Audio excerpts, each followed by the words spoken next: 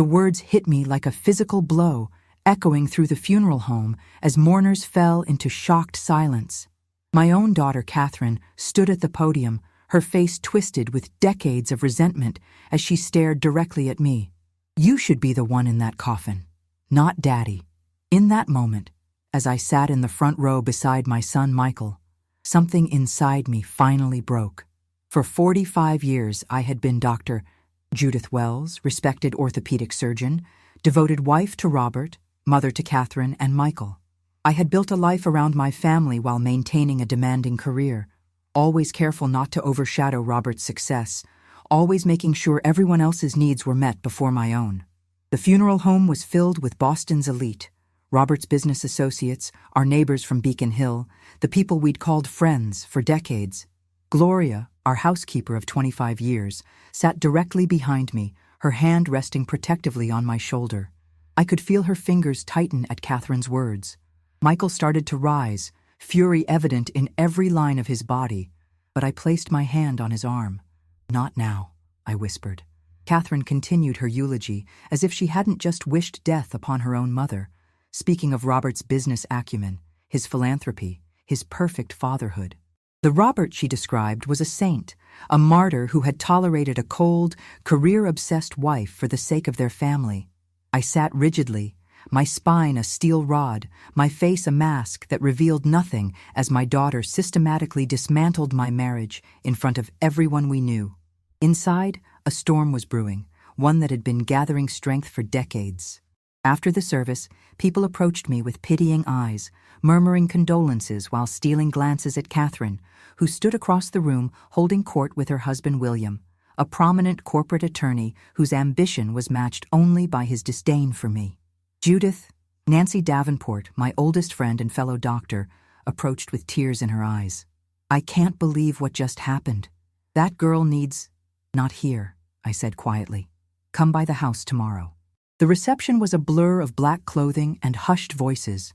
I moved through it mechanically, accepting condolences, thanking people for coming, playing the role of grieving widow while feeling increasingly like an imposter in my own life.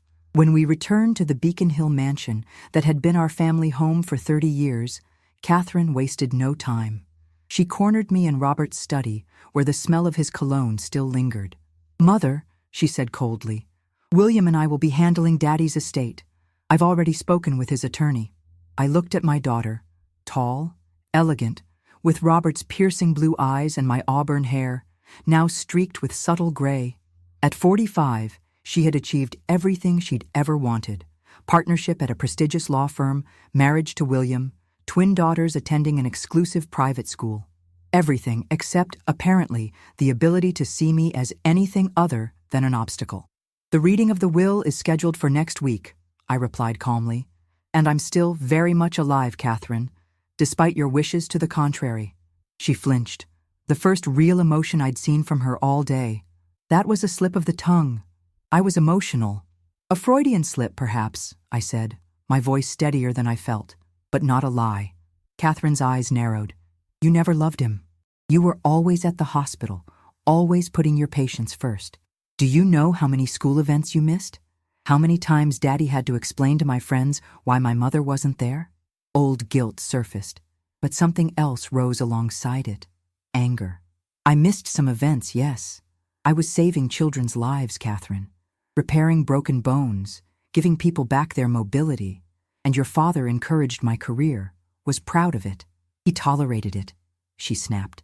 "He told me how lonely he was, how abandoned he felt. You forced him to play both mother and father while you chased professional accolades." The accusation wasn't new, but hearing it on the day of Robert's funeral ignited something in me. For decades, I'd accepted the narrative that my career made me less of a mother, less of a wife. I'd absorbed the guilt, compensated by being excessively accommodating in other areas of our life together. "That's enough," Michael's voice came from the doorway. My son stood there, his face drawn with grief, but his eyes hard as he looked at his sister. "Dad's body isn't even in the ground yet, and you're attacking Mom? What's wrong with you?" Catherine turned on him. "Of course you'd defend her. You always were her favorite." "I wasn't anyone's favorite," Michael said quietly. "I was just the one who saw both our parents clearly." Catherine grabbed her designer handbag from Robert's desk. I'm going home. William and I will be back tomorrow to start going through Daddy's papers. Don't touch anything in this room until then. After she stormed out, Michael came to stand beside me. At 42, my son had his father's height, but my features, his face softened by the compassion that had led him to become a social worker, rather than follow either of his parents' lucrative career paths. I'm so sorry, Mom, he said, putting his arm around my shoulders. What Catherine said at the funeral was unforgivable. I leaned into him briefly, then straightened. I need to be alone for a while. Are you sure? I can stay. I'm sure. Gloria is here and I need to think. After Michael left, I climbed the stairs to the master bedroom I'd shared with Robert. I changed out of my funeral clothes methodically, hanging the black dress in the closet, placing my pearls in the jewelry box he'd given me on our 30th anniversary. Then I sat at my vanity, staring at my reflection. At 68, my face showed the years of my life. Laugh lines around my eyes, a permanent furrow between my brows from concentrating during countless surgeries. My hair, once vibrant auburn like Catherine's, was now silver, cut in a practical bob that required minimal maintenance. The woman looking back at me was a stranger. For decades, I'd defined myself through my relationships to others. Robert's wife, Catherine, and Michael's mother, Dr. Wells, to my patients. But who was Judith? Did she even exist anymore? I opened the bottom drawer of the vanity and pulled out a leather-bound journal, my private thoughts recorded sporadically over 40 years of marriage. I'd stopped writing in it around the time I turned 60, when Robert's first heart attack had forced him into early retirement, and my own schedule had been rearranged to accommodate his needs. Opening to a random page from 15 years ago, I read my younger self's words. Robert was distant again tonight. When I asked what was wrong, he said I wouldn't understand, that my world is too different from his. Sometimes I feel like he resents my career, even as he boasts about it to his friends. Catherine takes his side, always. She looks at me like I'm the enemy. Only Michael sees me clearly. I closed the journal, a heaviness settling in my chest. Had Robert truly been proud of me, as I'd always believed? Or had Catherine spoken the truth, that he'd merely tolerated my career while painting me as a neglectful wife and mother to our children? A soft knock on the door interrupted my thoughts. Gloria stood there, her kind face concerned. Dr. Judith, I've made you some tea, and there's soup warming on the stove when you're ready. Gloria had come to us from El Salvador 25 years ago, initially as a housekeeper and nanny to help with the children when both Robert and I were working long hours. Over time, she'd become more family than employee, the person who knew the intimate details of our daily lives better than anyone. Thank you, Gloria, I said, accepting the tea. I don't know what I'd do without you. You would manage, she said firmly, sitting on the edge of the bed. You are stronger than you know. I took a sip of the chamomile tea, allowing its warmth to soothe me. Did you hear what Catherine said at the funeral? Gloria's expression hardened. Yes, it was cruel and untrue. Was it, though? I asked quietly. Was I a bad wife? A bad mother? Dr. Judith, Gloria said, using the title she'd never abandoned despite my repeated requests to just call me Judith. You worked hard, yes, but you were here. You helped with homework. You attended what events you could. You never missed birthdays or Christmases. But Robert, Mr. Robert, Gloria said carefully, was not the saint Miss Catherine believes. She hesitated, then added, There are things you don't know. My heart began to pound. What things, Gloria? She shook her head. It is not my place to speak ill of the dead, but know this. You were a good wife to a man who did not always deserve your loyalty. After Gloria left, I sat with my cooling tea, her words echoing in my mind. What didn't I know about my husband of 45 years? What secrets had he kept that Gloria, living in our home, had observed? My phone chimed with a text. It was from Lisa Montgomery, my goddaughter, whose orthopedic residency I had mentored years ago. Just heard about Robert. I'm so sorry, godmother. I'm flying in from Chicago tomorrow. Please let me know if you need anything at all. Lisa had been the daughter of my best friend from medical school, Rachel, who had died of breast cancer when Lisa was only 10. I'd stepped in as a maternal figure, guiding her through adolescence and into adulthood, encouraging her interest in medicine. Now 30, she was a rising star in pediatric orthopedics at Northwestern. I texted back a brief thanks, feeling a small comfort that Lisa would be here soon. Unlike Catherine, she had never resented my career. She'd been inspired by it. Setting my phone down, I walked to the window overlooking Beacon Hill. The Boston skyline glittered in the distance, lights reflecting off the Charles River. This view had been part of my life for decades, the backdrop to my marriage, my family, my identity as Mrs. Robert Wells. But as I stood there, Robert's words from our last real conversation echoed in my mind. 3 days before the massive heart attack that took his life, we'd argued about his insistence that I sell my practice and fully retire. "You're almost 70, Judith," he'd said impatiently. "It's time to let go. We should be traveling, enjoying our golden years."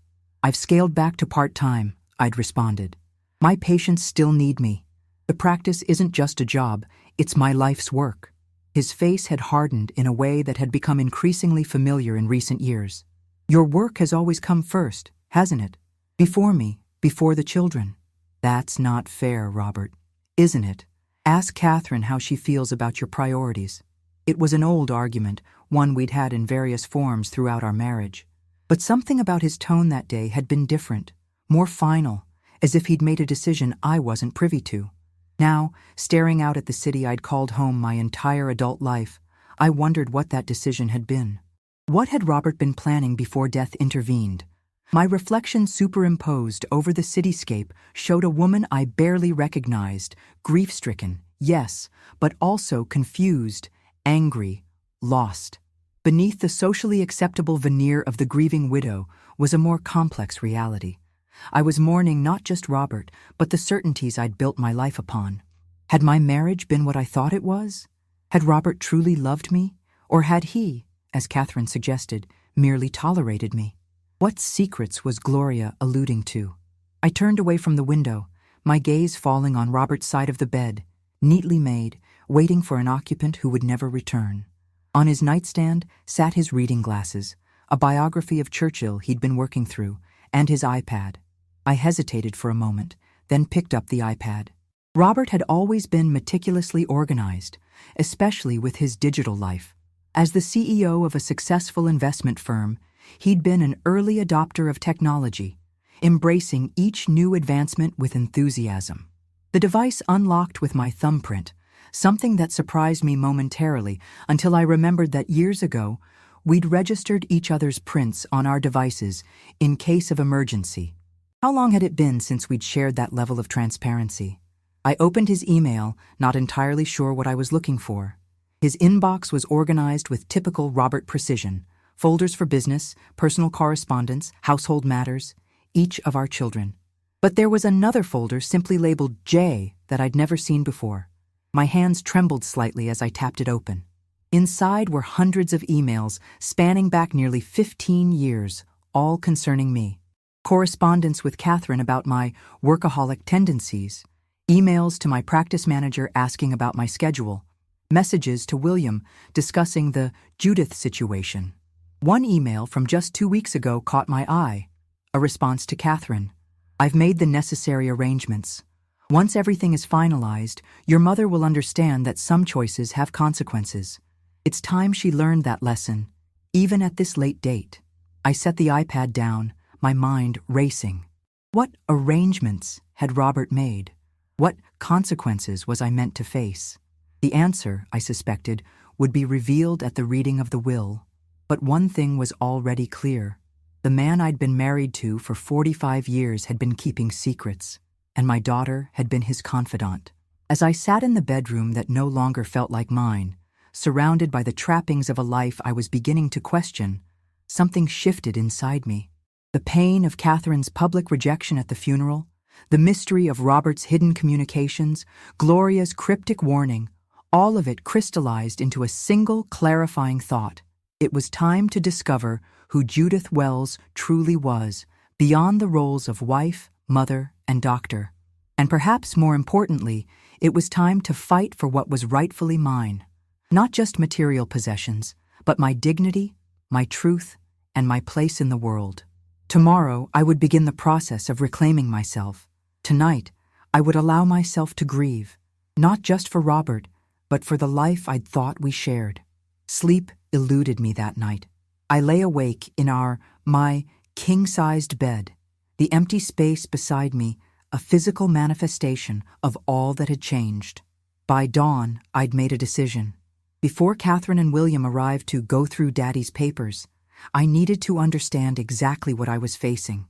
I dressed with purpose, choosing a charcoal gray pantsuit I often wore to medical conferences, professional, authoritative, armor of a sort. Then I returned to Robert's study, iPad in hand. The room had always been his sanctuary.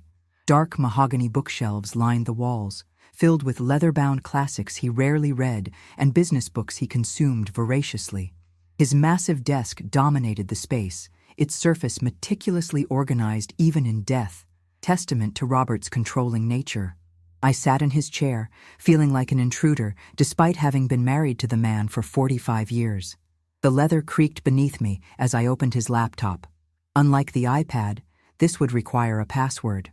I tried several combinations: our anniversary, his birthday, Catherine's birthday, before trying the one that finally worked. Catherine, 1979, the year our daughter was born. Not Michael's birth year. Not a combination that included me. The desktop revealed the same organizational precision as his physical space. Folders labeled by year, by project, by family member. I clicked on one labeled Personal Private and found myself facing another password prompt. This time, none of my guesses worked. I turned my attention back to the iPad and the mysterious J folder. As I scrolled through more emails, a pattern emerged. For years, Robert had been monitoring my career, my schedule, my relationships with colleagues. There were terse exchanges with Catherine about my failure to prioritize family, discussions about financial matters I'd never been privy to, despite my name being on our joint accounts. One email from 3 months ago chilled me. Catherine, I've spoken with Jensen about the changes to the will. He advises waiting until after the London trip. Your mother doesn't suspect anything, and I'd prefer to keep it that way until everything is finalized. The transfer of the Lake Winnipesaukee property is already complete. Technically, it's yours now, though we'll continue using it as always until the right moment. Our vacation home at the lake had been in my family for generations. My parents had given it to us as a wedding present. How could Robert have transferred it to Catherine without my knowledge or consent? The sound of the front door opening snapped me back to the present. I quickly closed the laptop and iPad, positioning them exactly as they'd been, and moved to the leather armchair in the corner, a visitor in my husband's domain rather than an investigator. Gloria appeared in the doorway. Dr. Judith, Miss Lisa is here. I rose as my goddaughter entered, her face etched with concern. At 30, Lisa Montgomery had grown into a striking woman, tall and athletic, with dark curls she kept cut short for the practicalities of surgery. She crossed the room in 3 strides and enveloped me in a tight hug. "Godmother," she whispered, "I'm so sorry." For the first time since Robert's death, I allowed myself to be held, to accept comfort without reservation. Lisa had never been entangled in the complex dynamics of our family. Her love came without the weight of decades of history. "Thank you for coming," I said, pulling back to look at her. "How long can you stay?" "I've taken 2 weeks. Dr. Brennan is covering my cases." She hesitated, then added, "I heard about what happened at the funeral. Michael called me." I nodded, unsurprised that my son had reached out to Lisa. The two had always been close, though never romantic. More like the siblings they'd practically been raised as, after Rachel's death. "Catherine has always had a flair for drama," I said, attempting lightness I didn't feel. Lisa's expression remained serious. What she said was unforgivable. And from what Michael told me, it wasn't just heat-of-the-moment grief. Before I could respond, the doorbell rang, followed by the sound of the front door opening again. Catherine never waited to be let in, viewing the house as already hers in some fundamental way. "Mother," her voice echoed from the foyer, "we're here to start going through Daddy's things." Lisa squeezed my hand. "I'm right here with you." Catherine appeared in the study doorway, William a half-step behind her. She was impeccably dressed in a navy skirt suit that probably cost more than most people's monthly mortgage payment, her auburn hair swept into a perfect chignon. William, tall and distinguished with prematurely silver hair, carried a leather briefcase I recognized as one Robert had given him last Christmas. "Lisa," Catherine said, her surprise evident. "I didn't realize you were coming." "Hello, Catherine," Lisa replied coolly. "I took the first flight I could get after hearing about Robert." Catherine's gaze flicked between us, clearly recalculating whatever approach she'd planned. "Well, William and I have some family business to discuss with Mother. Perhaps you could help Gloria prepare some coffee?" Lisa didn't move. "I think I'll stay with my godmother." Catherine's perfectly penciled eyebrows rose slightly, but before she could respond, William stepped forward. "Judith," he said, his deep voice carrying the practiced sympathy of a man who expressed emotions primarily for strategic effect. "How are you holding up?"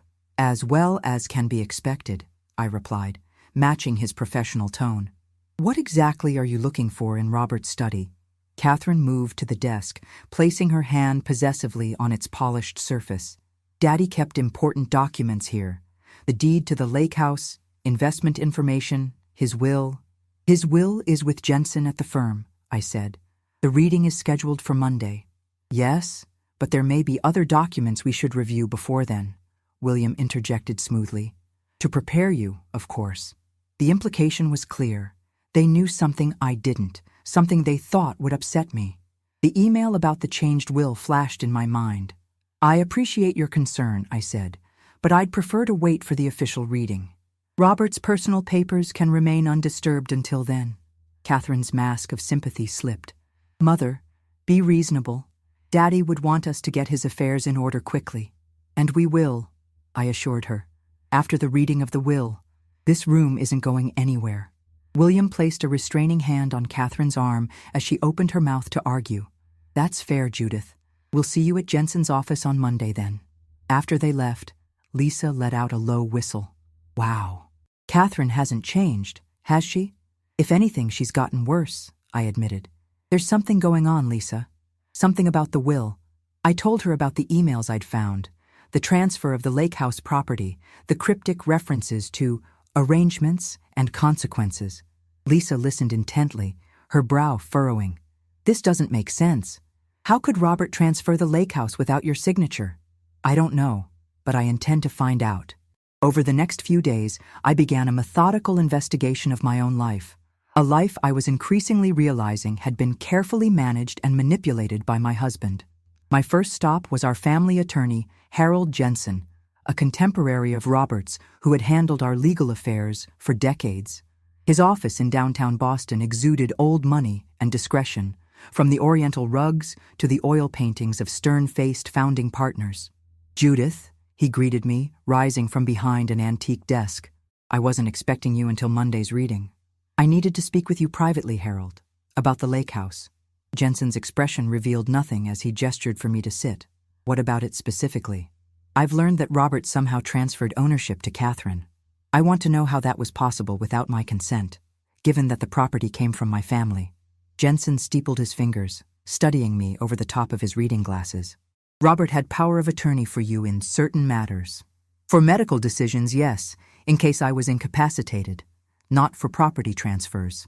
The documentation I have indicates broader powers." He pulled a file from his drawer and extracted a document that he slid across the desk. I stared at the power of attorney form, dated 5 years ago, with what appeared to be my signature granting Robert extensive control over our assets. The problem was, I had no memory of ever signing such a document. "This isn't right," I said, my voice steady despite the anger building inside me. "I never signed this." Jensen looked uncomfortable for the first time. "Judith, I witnessed this signature myself. Then someone forged it. Or a memory surfaced. Robert, 5 years ago, asking me to sign several documents while I was rushing out the door to an emergency surgery. He had me sign it without explaining what it was." Jensen removed his glasses, suddenly looking every one of his 70-plus years. "Judith, these are serious allegations. Robert was my client, but also my friend for 40 years. And I've known you just as long, Harold. Look at this signature carefully. Compare it to others you have on file from me." He examined the document more closely, then pulled out several other files containing contracts and legal papers I'd signed over the years. After several minutes of comparison, He looked up, his expression troubled. There are discrepancies, he admitted. Not enough to definitively prove forgery, but enough to raise questions. What else did he do with this power of attorney, Harold? Jensen hesitated. I'm not at liberty to— Harold, I interrupted, leaning forward. Robert is dead. I am very much alive, and I believe my husband may have been systematically defrauding me. Either you help me understand what's happened, or my next stop is another law firm, one that specializes in elder fraud and malpractice suits against attorneys who facilitate it. The threat was unlike me. The old Judith would never have spoken to a family friend this way. But I was no longer that woman. After a long moment, Jensen nodded. I can provide you with copies of all transactions conducted under the power of attorney. But Judith, you should know, there have been significant changes to Robert's estate plan in recent years. How significant? I cannot discuss the will before the official reading, but I strongly suggest you bring your own legal representation on Monday. I left Jensen's office with a thick folder of documents and a gnawing sensation in my stomach. In the lobby of his building, I called the one attorney I knew I could trust, Sarah Jenkins, a former patient whose career I had followed with interest since she'd graduated law school. Sarah agreed to meet me immediately at her office several blocks away. At 35, she was a rising star in Boston legal circles, specializing in family law and estate disputes. Her office was a stark contrast to Jensen's. Modern, bright, with framed diplomas and awards rather than portraits of dead white men. Dr. Wells, she greeted me warmly. I was so sorry to hear about your husband. Thank you, Sarah. And please, call me Judith. I explained the situation as concisely as I could, showing her the power of attorney document and the folder of transactions Jensen had provided. Sarah reviewed everything, her expression growing increasingly concerned. This is troubling, Judith. From what I can see, Robert has been systematically transferring assets out of your joint ownership for years. The lake house, investment accounts, even artwork and antiques from your home. How is that possible? Wouldn't I have noticed? The transfers were structured to avoid triggering notifications. Small enough increments not to raise red flags. Assets moved to trusts and LLCs before being redistributed. She looked up at me. This wasn't impulsive. It was calculated, executed over years. The methodical nature of it made my blood run cold. While I had been caring for patients, performing surgeries, and believing in my marriage, Robert had been meticulously dismantling our shared life. What about the will? I asked. Jensen advised me to bring my own attorney to the reading. That's not a good sign, Sarah said bluntly. I'll clear my calendar for Monday. In the meantime, I suggest we do some further investigation. Do you have access to your joint financial records? I did, though I rarely reviewed them. Another trust I now regretted extending to Robert. Sarah helped me access our banking records online, and together we traced a disturbing pattern. Large sums had been moved from our joint accounts to accounts I had no access to. Properties I thought we owned together had been transferred to trusts, with Catherine listed as beneficiary. What about Michael? I asked. Is he mentioned in any of these trusts? Sarah shook her head. Not that I can see. It appears the assets have been directed primarily to Catherine, with some to William's law firm as well. The systematic exclusion of Michael, our son who had chosen a modest-paying career helping others rather than pursuing wealth, added another layer to my growing anger. When I returned home that afternoon, I found Michael and Lisa in the kitchen with Gloria, the three of them preparing dinner together. The domestic scene, so normal, so contrary to the betrayal I'd been uncovering, brought unexpected tears to my eyes. Mom? Michael looked up from chopping vegetables, his concern immediate. What happened? Over dinner, I explained what I'd discovered. Michael's expression darkened with each revelation, while Lisa periodically asked sharp, clarifying questions that reflected her analytical mind. Gloria remained silent until I mentioned the forged power of attorney. Then she spoke, her voice quiet but firm. Mr. Robert had many papers he would have you sign quickly, Dr. Judith, always when you were rushing to the hospital or very tired after surgery. You noticed this, Gloria? I asked. She nodded. For many years, I thought perhaps it was normal for busy people, but I heard arguments sometimes when you would ask about finances and Mr. Robert would say not to worry, that he was handling everything. It was true. Whenever I'd raised questions about our financial arrangements, Robert had dismissed my concerns, insisting that his expertise in investment made him the logical person to manage our money. I'd accepted this division of labor, focusing my energy on my medical practice and patients while trusting him with our financial future. That trust had been a mistake. "What will you do now?" Michael asked. I considered the question carefully. The woman I had been for most of my adult life, accommodating, peacekeeping, willing to diminish herself to maintain family harmony, would have sought compromise, perhaps even accepted the injustice to avoid conflict. But that woman had died the moment Catherine wished me in Robert's coffin. "I'm going to fight," I said simply, "for what's rightfully mine, for my dignity, for the truth." Lisa reached across the table and squeezed my hand. "We're with you, godmother." That night, as I prepared for bed, I noticed Robert's wedding ring on his dresser, where the funeral director had returned it along with his watch and wallet. I picked it up, feeling its weight in my palm, platinum, heavy, engraved inside with the date of our wedding, and the words, "Two become one." What a lie that had been. We had never truly become one. Robert had maintained his separate identity, his secrets, his plans that excluded me. He had presented one face to the world while harboring thoughts and intentions I'd never been privy to. I placed the ring back on the dresser, no longer feeling the sentimental attachment I might have expected. Instead, I felt a growing resolve, a determination to reclaim what was mine and rebuild my life on my own terms. The reading of the will would be tomorrow. With Sarah Jenkins at my side and the knowledge I'd gained, I was as prepared as I could be for whatever consequences Robert had arranged for me. As I turned out the light, I realized something that should have terrified me, but instead felt strangely liberating. The life I had known was over. Whatever came next would be entirely of my own making. For perhaps the first time since I'd met Robert Wells at 22, I was truly free. Jensen's law firm occupied the top 3 floors of a gleaming downtown tower, its conference room offering a panoramic view of Boston Harbor.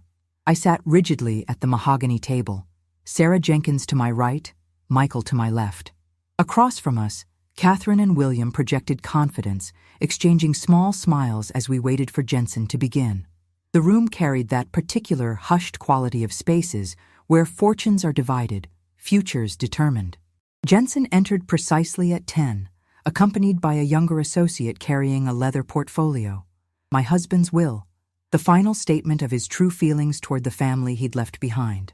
"Thank you all for coming," Jensen began, his voice carrying the formal gravity the occasion demanded. "We're here for the reading of the last will and testament of Robert Edward Wells." I listened as Jensen went through the preliminary legal language, the technical terms washing over me like waves. My focus sharpened when he reached the substantive provisions. "To my beloved daughter, Catherine Wells Harrington, I leave our family home on Beacon Hill, valued at approximately $7 million, along with its contents." Catherine's expression remained neutral, but her eyes gleamed with satisfaction. Our home, the house where we'd raised our children, where I'd lived for 30 years, now belonged solely to her. Additionally, I leave to Catherine the sum of $12 million from my personal investment accounts, my collection of rare books, and all artwork acquired during my marriage. The methodical dismantling of our shared life continued as Jensen read through the bequests. Catherine received nearly everything of value: our vacation properties, including the lake house that had been in my family, investment portfolios, even the luxury cars. "To my son, Michael Wells," Jensen continued, his tone unchanging despite the stark disparity in the bequests, "I leave the sum of $100,000. Michael made no sound beside me, but I felt him stiffen. The insultingly small amount, from a man worth over $50 million, was a final rebuke to the son who had chosen a helping profession over finance. "And to my wife, Judith Amelia Wells." Jensen paused, a flicker of discomfort crossing his professional mask before he continued. "I leave the sum of $500,000, with the stipulation that she vacate the Beacon Hill property within 30 days of my death. Additionally, I leave her personal clothing, jewelry purchased specifically for her, and her medical books and awards." The room fell silent. $500,000, a pittance compared to Robert's actual worth, and a fraction of what I had contributed to our marriage through my own successful career. The jewelry and personal items were already legally mine. His bequest of them was a final insult. I further stipulate that my wife shall have no claim to any properties transferred before my death, including but not limited to the Lake Winnipesaukee house, the Nantucket cottage, and the apartment in New York City. Catherine was watching me now, her expression a mixture of triumph and challenge. This was what she'd been waiting for, to see me humiliated, displaced, diminished. Sarah leaned forward. "Mr. Jensen, were these transfers executed under the power of attorney document we discussed?" Jensen nodded reluctantly. "Yes, they were." "The potentially fraudulent power of attorney," Sarah clarified, her voice carrying easily in the hushed room. "The one Dr. Wells has no recollection of knowingly signing." Catherine's head snapped toward me. "What is she talking about, Mother?" I met my daughter's gaze steadily. "Your father had me sign documents without explaining what they were. He used them to transfer assets, including my family's lake house, without my knowledge or consent." William's lawyer mask slipped, revealing momentary alarm before he composed himself. "These are serious allegations, Judith, not something to raise at your husband's will reading." "I agree," Sarah interjected. "They should have been raised much earlier, when the fraudulent transfers began. But my client was kept deliberately ignorant of these actions." Jensen cleared his throat. "There are additional provisions to the will." "Please continue," I said, my voice steadier than I felt. "Robert has left a sealed letter to be read at this meeting." Jensen removed an envelope from the portfolio. His instructions were that I should read it aloud. He broke the seal and unfolded a single sheet of heavy stationery bearing Robert's distinctive handwriting. "To those assembled, if this letter is being read, I have passed on before having the conversation I planned with Judith. For 45 years, I supported her career, endured her absences, and managed our family's affairs while she pursued professional acclaim. I did so believing that marriage required sacrifice." I felt a flash of anger at this characterization, so similar to Catherine's accusations and so contrary to reality. Robert had built his own successful career while I built mine. We had both worked hard. We had both made sacrifices. In recent years, I came to realize that Judith's dedication to our marriage did not match my own. Her continued insistence on working well past retirement age, her refusal to travel with me or spend time at our vacation homes, demonstrated where her true priorities lay. It was never with family. Michael made a small sound of protest, which Jensen ignored as he continued reading. "I have arranged my affairs to reflect this reality. Catherine has been the daughter any father would be proud of, dedicated to family above all else. She deserves to inherit the fruits of my life's work. Michael chose a path of minimal ambition and responsibility.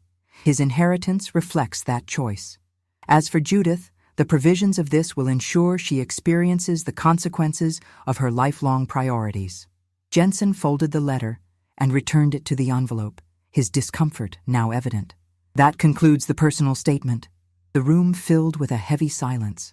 Robert's final message had been clear. This was punishment, deliberate and calculated. Not grief-driven or impulsive, but a cold, premeditated act of retribution for imagined slights. Catherine broke the silence. "I think my father's wishes are quite clear and justified." "They certainly are clear," Sarah responded, "as is the coordinated effort to disinherit Dr. Wells from assets she helped build and legally co-owned. We will be contesting this will and challenging the validity of the power of attorney document." William leaned forward. "On what grounds? Robert's letter makes his reasoning perfectly transparent." "Fraud, undue influence and manipulation of a spouse," Sarah replied crisply, "plus potential conspiracy, given Catherine's involvement in these transactions." Catherine's face flushed. "How dare you? I was simply helping my father protect his assets from a wife who never appreciated him." I had remained silent, absorbing the reality of Robert's betrayal, not just financial, but the deeper betrayal of having cultivated this toxic narrative about me with our daughter. Now I spoke, my voice low but clear. "Catherine, your father transferred property that came from my family, property I inherited before we were married, without my knowledge. He manipulated me into signing documents I wasn't allowed to read. He systematically moved joint assets acquired during our marriage, many paid for with my income as a surgeon. If anyone was unappreciated in this marriage, it was me. Catherine's eyes narrowed. You were never there, always at the hospital, always with your precious patients. Do you know how many school events Dad attended alone? How many dinners he ate by himself? How many vacations he took with just me because you were too busy? I was saving lives, I said quietly. And your father understood that when he married me. He knew I was dedicated to my profession. It was one of the things he claimed to admire about me. He tolerated it, Catherine snapped. He hoped you'd eventually prioritize family. You never did. Michael, who had been uncharacteristically quiet, finally spoke. That's not true, Catherine. Mom was there, for both of us, far more than you choose to remember. Dad encouraged her career publicly, while resenting it privately. He played you against her for years. Catherine turned on him. Of course you'd defend her. You both share the same misguided priorities, supposedly helping others while neglecting your actual family. Jensen intervened. Perhaps we should take a brief recess before discussing next steps. As everyone stood, William approached Sarah and me. Contesting the will is your right, of course, but I should mention that Robert anticipated this. There's a no contest clause. If Judith challenges the will and loses, she forfeits even the $500,000. We're aware of the clause, Sarah replied coolly. We're also aware that no contest clauses are generally unenforceable when there's evidence of fraud or undue influence, which we have in abundance. We retreated to a small conference room Sarah had reserved nearby. Michael paced the length of the room while Sarah laid out our options. We have multiple grounds for challenging the will and the preceding transfers, she explained. The questionable power of attorney, the systematic hiding of transactions, the transfer of your premarital property without consent. All of it builds a compelling case. What are our chances? I asked. Good, but not guaranteed. These cases can be messy, expensive, and emotionally draining. They can also take years to resolve. I thought about the prospect of years of legal battles with Catherine, of having our family's private matters dissected in court, of living in limbo while the case wound through the system. Is there another option? Sarah hesitated.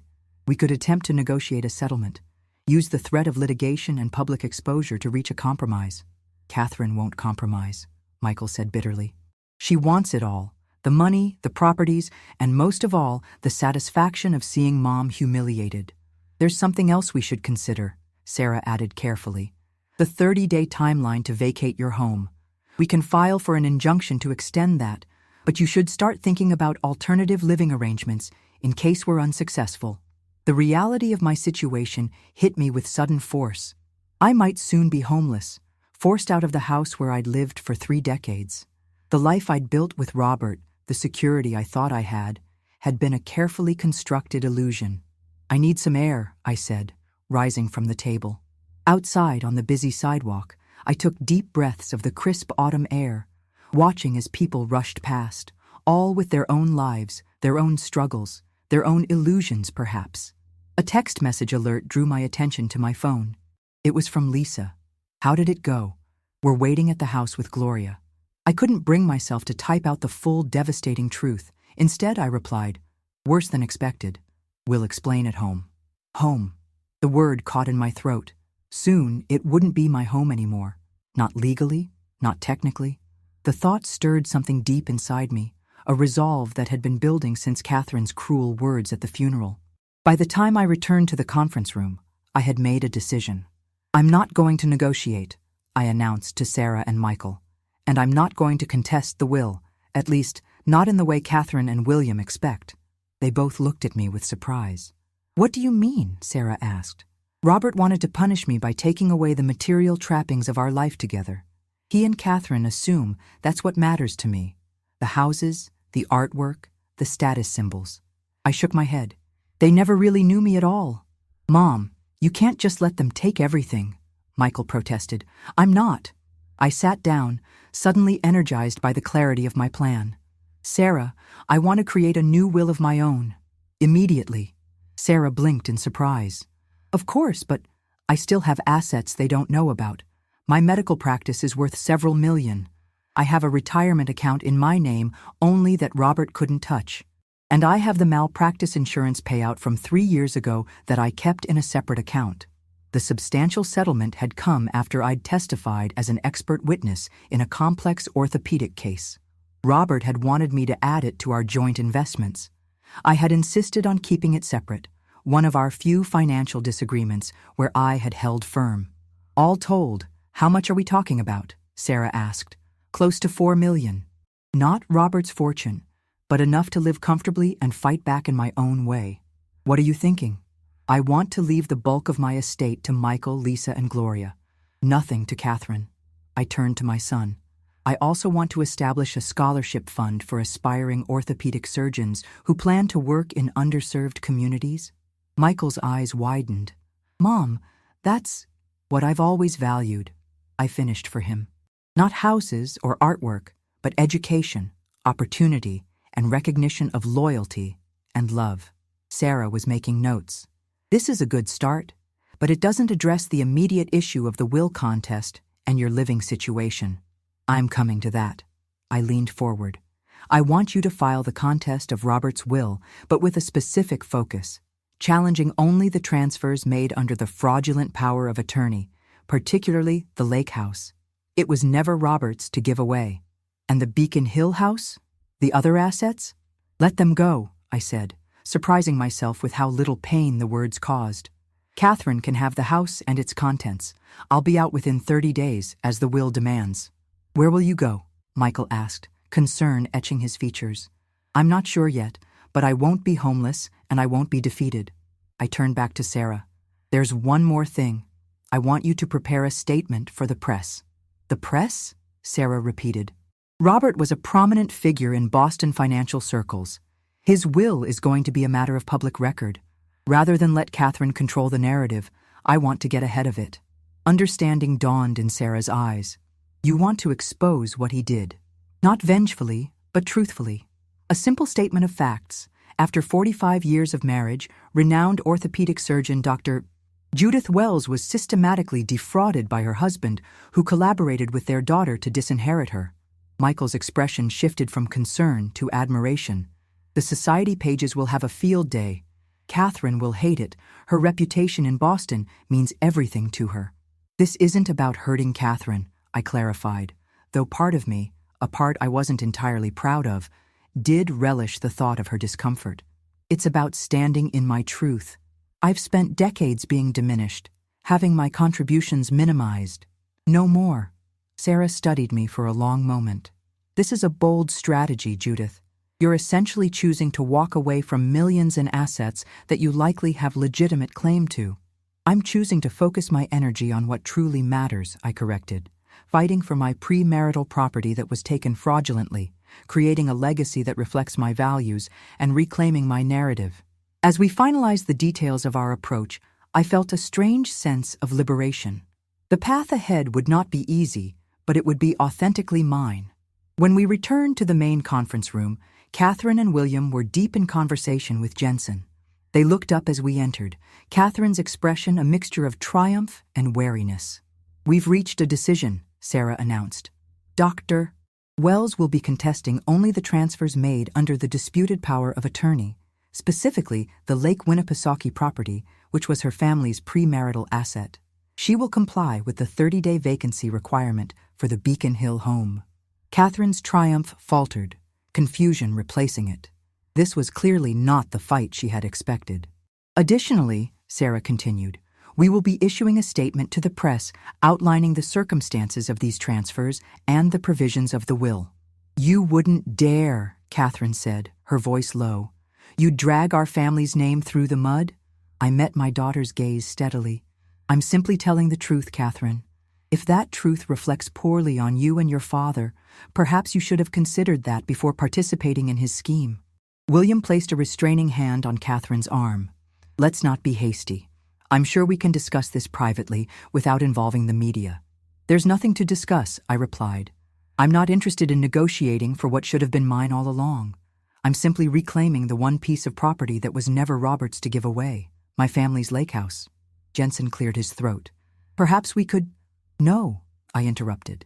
The time for mediation was years ago, before Robert began his campaign to punish me for imagined slights. The will reading is concluded, and my position is clear. As I stood to leave, Catherine's composure finally cracked. You think this is over? That you can just walk away with your precious lake house and your dignity intact? Daddy was right about you. You never cared about this family. For decades, such an accusation would have cut me to the quick, would have sent me scrambling to prove my devotion and love. But now, I simply looked at my daughter, this stranger who shared my blood but none of my values, and felt an unexpected calm. You're wrong, Catherine. I cared so deeply that I let myself be diminished year after year. I accepted less than I deserved because I thought that's what love required. I'm done with that now. I turned to Michael. Let's go home. We have packing to do. As we left Jensen's office, I felt lighter than I had in years. The weight of Robert's expectations, Catherine's judgment, and my own self-doubt had been lifted. What remained was a clarity of purpose and a determination to rebuild my life on my own terms. The battle for the lake house would continue, but the war for my soul was already won. Robert's final attempt to control me had backfired spectacularly. In trying to break me, he had instead set me free. The Boston Globe ran the story on page 3 of the society section. Prominent surgeon disinherited by late finance mogul. Sarah's carefully worded press release had done its work, presenting the facts without embellishment, which made them all the more damning. Robert Wells, respected investment firm CEO, had systematically transferred assets away from his wife of 45 years, renowned orthopedic surgeon Dr. Judith Wells, culminating in a will that left her virtually disinherited. By noon, my phone was ringing constantly. Colleagues, acquaintances, fellow members of Boston's medical community expressing shock and offering support. I let most calls go to voicemail, focusing instead on the task at hand, dismantling my life in the Beacon Hill mansion. Gloria worked alongside me, methodically sorting through decades of accumulated possessions. Dr. Judith, what about these photo albums? She asked, gesturing to a shelf in the living room. I paused, considering the leather-bound volumes documenting family vacations, holidays, graduations, moments I had treasured but now saw through a different lens. Had Robert been planning his retribution even then, smiling for the camera while harboring resentment? Take photos of any pictures with Michael or Lisa, I decided. The albums themselves can stay. Room by room, I evaluated what truly mattered to me. My medical textbooks and journals, annotated throughout my career. The antique writing desk that had been my grandmother's. The quilt Michael had made in 7th grade art class. My surgical awards and diplomas.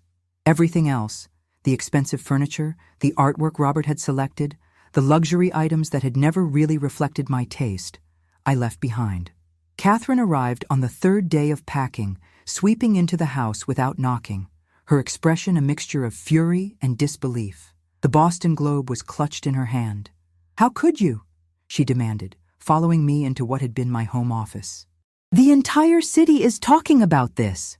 I continued removing books from the shelves, not bothering to turn around. I merely stated facts, Catherine. Your father systematically defrauded me, and you helped him. He protected what he built from a wife who didn't appreciate it. I finally faced her. Is that what you tell yourself? That the lake house my parents gave us as a wedding present was something he built?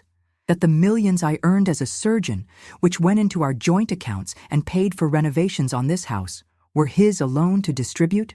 You abandoned him, Catherine insisted, though her voice held a defensive note that hadn't been there before. You were always at the hospital, always putting patients before family. I was building a career, just as he was. The difference is that I supported his ambitions while he resented mine. I studied my daughter, trying to see past the anger to the child I had once held in my arms. When did you start believing I was the enemy, Catherine? When did your father convince you that my dedication to healing people was a character flaw? Something flickered across her face. Doubt, perhaps, before her expression hardened again. You're trying to turn this around. Make yourself the victim. It won't work. I've spoken with William, and we're prepared to fight your claim to the lake house all the way to the Supreme Court, if necessary. That's your choice, I said calmly. But you should know that I've hired a forensic accountant to trace every financial transaction your father made using that fraudulent power of attorney. Every asset that was transferred illegally will be documented and challenged. Catherine's confidence wavered visibly. You'd drag this out for years? Waste what little money you have left on legal fees? I'd pursue justice, yes, not out of vengeance, but because what your father did was wrong. I set down the book I was holding. Catherine, I don't understand how you became so cold, so willing to participate in my humiliation. I wasn't a perfect mother. No one is. But I loved you. I was there for every important moment I could be. You were physically present sometimes, she conceded, but your mind was always elsewhere, thinking about surgeries, patients, your precious career. The accusation stung because it contained a grain of truth. There had been times when the demands of orthopedic surgery had pulled my attention from family matters. But the same had been true of Robert with his business, a parallel Catherine conveniently ignored. I'm sorry if you felt neglected, I said, the words difficult, but necessary. But that doesn't justify what you and your father did. Catherine's expression shifted, a calculation visible behind her eyes. Perhaps we could reach a compromise. The lake house means a lot to you, clearly. Maybe we could work something out. The abrupt pivot to negotiation, after years of conspiracy with Robert, struck me as both predictable and sad. Catherine had inherited her father's transactional view of relationships, everything reduced to assets and leverage. There's nothing to work out, I replied. The lake house was never yours or your father's to take. The court will confirm that. As for everything else, the money, this house, the artwork, keep it all. I've realized none of it matters to me. You expect me to believe you don't care about millions of dollars in assets? What I care about is the principle, Catherine. Your father betrayed me, and you helped him. The material possessions are just things. My self-respect is not negotiable. I returned to my packing, effectively dismissing her.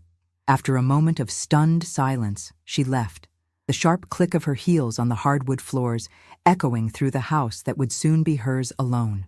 Later that evening, as Michael, Lisa, and I shared a simple dinner in the kitchen with Gloria, my son broached the question I'd been avoiding. Mom, we have less than 3 weeks before you need to be out of here. Have you decided where you're going? I had been considering my options, none of them particularly appealing. A hotel temporarily, perhaps a condo rental while I sorted out my next steps. The idea of starting over at 68 was daunting, even with the financial resources I still possessed. I've been looking at apartments, I admitted. Nothing feels right yet. Lisa set down her fork. I have a suggestion. Why don't you come to Chicago for a while? Stay with me until the lake house situation is resolved. It would get you away from Boston, from the gossip and the pressure. The offer was tempting. Chicago was a vibrant city with an excellent medical community. I could consult, teach, maybe even practice part-time if I wanted to.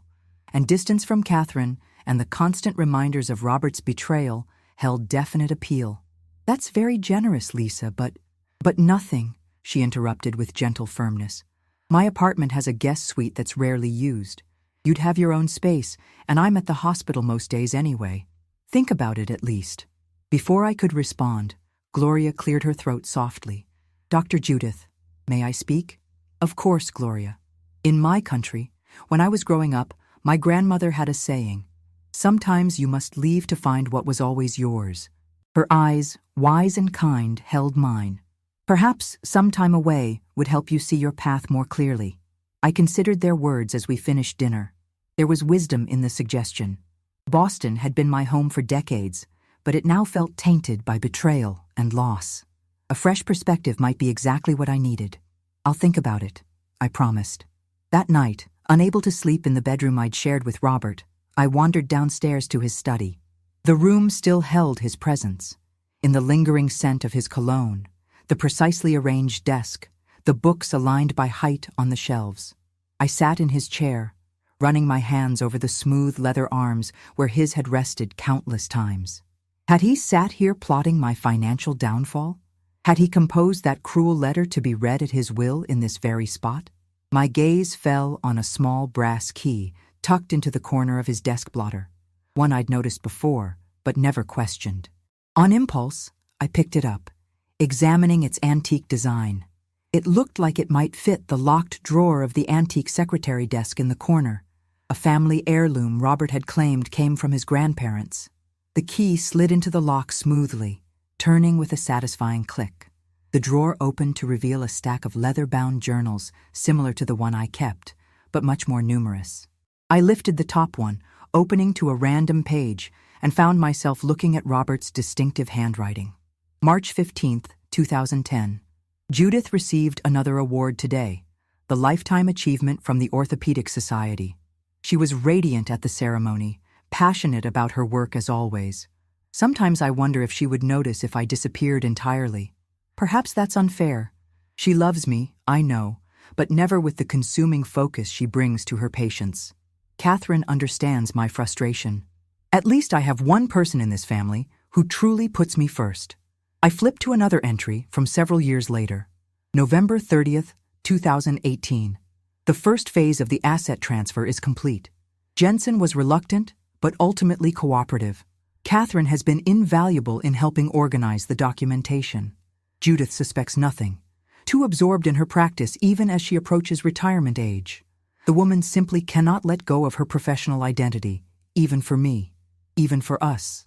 Journal after journal revealed a man I had never truly known. Bitter, resentful, meticulously plotting what he viewed as justified retribution for my professional success. Most disturbing were the entries involving Catherine, documenting years of private conversations where they had dissected my perceived failings as a wife and mother. By dawn, I had read enough. I returned the journals to the drawer, locked it, and pocketed the key. These were evidence that might be useful in the legal proceedings ahead, but more importantly, they were the final confirmation I needed. My marriage had been built on a fundamental misunderstanding. Robert had wanted a wife who would make him the center of her universe. I had believed we were partners, each supporting the other's ambitions and passions. We had both been wrong, in our own ways. 2 weeks later, I stood in the foyer of the Beacon Hill house for the last time. My personal belongings had been packed and shipped, some to storage, some to Lisa's apartment in Chicago, where I would be staying temporarily. Michael and Gloria had already left for the airport. I had insisted on one final moment alone in what had been my home for 30 years. The house felt different already. Catherine had sent decorators to measure and plan even before I was out, eager to erase any trace of my presence.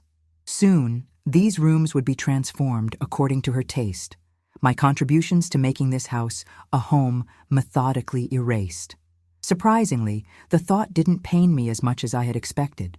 This house had contained my life for decades, but it had never fully reflected who I was. Perhaps it was fitting that I leave it behind as I embarked on the process of rediscovering myself. The doorbell rang, my taxi to the airport. With one last glance around the foyer, I picked up my carry-on bag and walked out without looking back. Chicago welcomed me with its distinctive energy, a city of magnificent architecture, world-class medicine, and new possibilities. Lisa's apartment in a converted warehouse near the hospital offered sweeping views of Lake Michigan and a sense of sanctuary I hadn't anticipated. "The guest suite is all yours," she said, showing me into a spacious room with its own bathroom and sitting area. "I've cleared space in the closets and the office down the hall if you want to set up a workspace." "It's perfect, Lisa. Thank you." That first night, as we sat with glasses of wine looking out at the twinkling lights along the lakefront, Lisa asked the question that had been hovering unspoken between us. "Are you really okay with leaving so much behind? The house, the assets, it's got to be millions." I considered the question carefully. I'm not saying it was easy, but fighting for all of it would have meant years of legal battles, living in limbo, letting Robert and Catherine continue to control my life from beyond the grave in his case. And the lake house? Why is that different? Because it was never his to take. It came from my family, represented generations of memories that preceded Robert entirely. I sipped my wine thoughtfully, and perhaps because it's the one place where I always felt most authentically myself. Robert knew that, which is why taking it was so deliberate, so cruel. The legal battle for the lake house proceeded slowly but steadily. Sarah kept me updated regularly from Boston, reporting that the forensic accountant had uncovered even more extensive financial manipulations than we had initially suspected. The evidence of fraud was mounting, strengthening our case. Meanwhile, I began building a new life in Chicago. Northwestern Memorial Hospital offered me a position as a consulting orthopedic surgeon, teaching residents and participating in complex cases 3 days a week. The work was invigorating, all the aspects of medicine I loved without the administrative burden of running my own practice. Michael visited frequently, his social work connections in Chicago, providing opportunities to expand his youth counseling program to a new city. Gloria decided to stay in Boston, but not in the Beacon Hill house with Catherine as had been offered. Miss Catherine asked me to continue working for her, Gloria told me during one of our weekly phone calls. I told her I have found a new position with a family who respects others. 6 months after leaving Boston, I received a call from Sarah that changed everything. We've had a breakthrough in the Lake House case, she announced. The forensic accountant found evidence that Robert forged your signature on multiple documents, not just the power of attorney. We have expert testimony confirming the forgeries. What does this mean practically? I asked. Catherine's lawyers have requested a settlement conference. They know they're going to lose, Judith. They're looking to minimize the damage. 2 weeks later, I flew back to Boston for the settlement conference.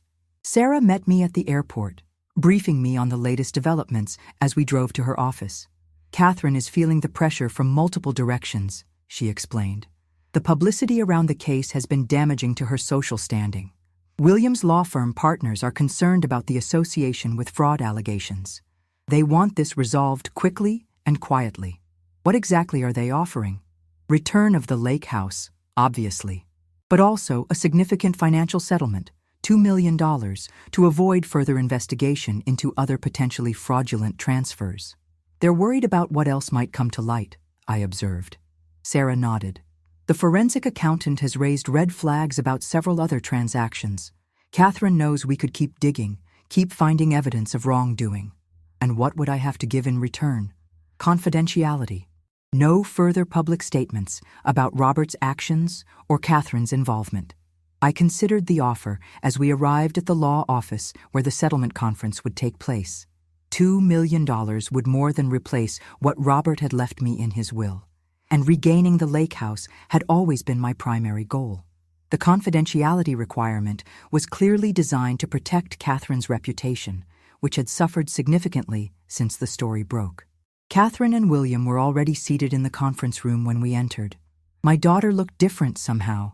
The polished perfection of her appearance slightly diminished, dark circles visible beneath her expertly applied makeup. The mediator, a retired judge with a reputation for fairness, outlined the proposed terms of settlement. As Sarah had indicated, I would regain the Lake House and receive $2 million in exchange for ending all further legal actions and maintaining confidentiality about the case. Before I agree to anything, I said when the mediator finished speaking, I have one question for Catherine. My daughter's eyes narrowed warily. What? Why? Not the legal reasons or the financial justifications. Why did you participate in this? What did I do that made you hate me so much? Catherine's composure faltered. For a moment, I glimpsed something vulnerable beneath her hard exterior, the child who had once run to me with skinned knees and school art projects. I didn't hate you, she said finally, her voice softer than I'd heard it in years. I wanted to be your priority. Just once. Dad was the one who was always there, always present. You were this force passing through our lives, brilliant and dedicated and admired by everyone, but never fully there, never just Mom. The words struck home with painful accuracy. There was truth in her perception, however distorted by Robert's influence it had become. I'm sorry you felt that way, I said quietly. But what your father did, what you helped him do, wasn't justice or balance, it was cruelty. Catherine looked away. Are you accepting the settlement or not? In that moment, looking at my daughter across the conference table, I realized that some bridges couldn't be rebuilt. Some relationships were damaged beyond repair. Catherine had made her choice years ago, casting her lot with Robert and his narrative of me as the villain of our family story. No settlement agreement would change that fundamental reality. I'll accept the terms, I said, with one addition. I want the journals in Robert's desk drawer included in the assets returned to me. Catherine's head snapped up. What journals?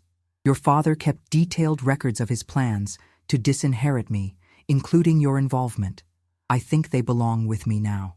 After a brief, tense negotiation, the additional term was added to the agreement. By afternoon's end, the lake house was legally mine again, along with a settlement that ensured my financial security. The journals would be delivered to Sarah's office within the week. As we prepared to leave, Catherine approached me while William was occupied with the mediator. "Is this how it ends, then?" she asked, an uncharacteristic uncertainty in her voice. 45 years of family just over?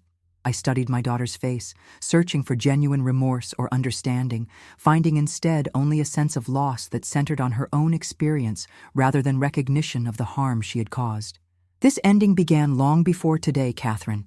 It began when you decided I was unworthy of the basic respect due a mother, a wife, a person. It was cemented when you stood at your father's funeral and said I should be in that coffin. I was emotional, grieving. We all were," I interrupted gently.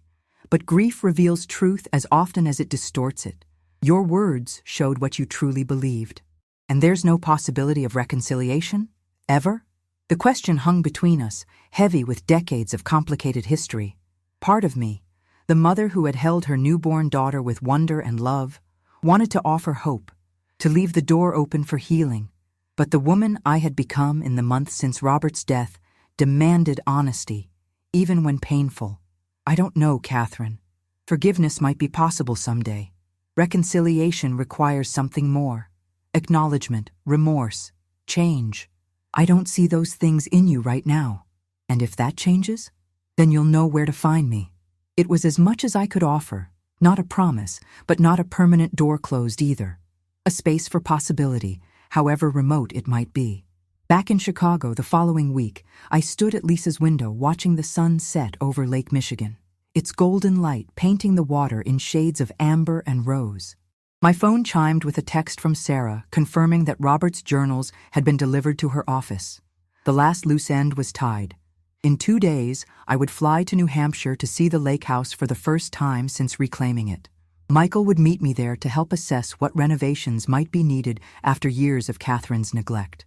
Gloria had surprised me by accepting my invitation to join us, considering a permanent position as the lake house caretaker in her semi-retirement.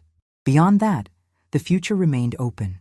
My position at Northwestern was fulfilling, offering the perfect balance of meaningful work and personal time. Lisa's home had become a true sanctuary, our goddaughter-godmother relationship deepening into a friendship between adult women who respected and admired each other. The settlement money sat in an account, largely untouched, except for the establishment of the scholarship fund for aspiring orthopedic surgeons from disadvantaged backgrounds, my legacy taking shape in a way that reflected what truly mattered to me. At 68, I had not expected to be starting over, reimagining my life without the husband I had believed would be by my side into our final years. Yet there was an unexpected freedom in this late-life reinvention, a chance to define myself on my own terms without accommodation or compromise. Robert's final act had been intended as punishment, a stripping away of material comforts and social position designed to diminish me. Instead, it had become the catalyst for my liberation from a marriage that had slowly, imperceptibly, become a cage. As the last light faded from the sky, I turned away from the window, leaving the past behind with the setting sun. Tomorrow would bring new patience, new challenges, new opportunities to be fully and authentically myself, not defined by my roles as wife or mother, but simply as Judith, a woman who had faced betrayal and emerged stronger, wiser, and finally, irrevocably free.